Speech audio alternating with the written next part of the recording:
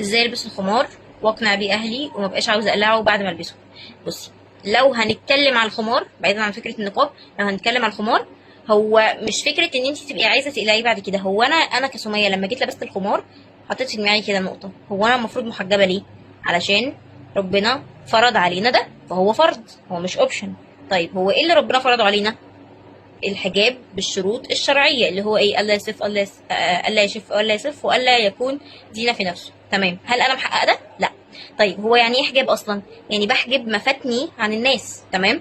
طيب هي مفاتني في الكحكه بتاعت ورا، ان انا كنت بطلع شعري يعني ربنا سامحني، في الكحكه بتاعت ورا هي دي مفاتني؟ لا، مفاتني في جسمي كله، مفاتني في شعري، في الميك اب، في مش عارفه ايه، فدي بحجبها عن الناس. هل انا محققه ده؟ لا.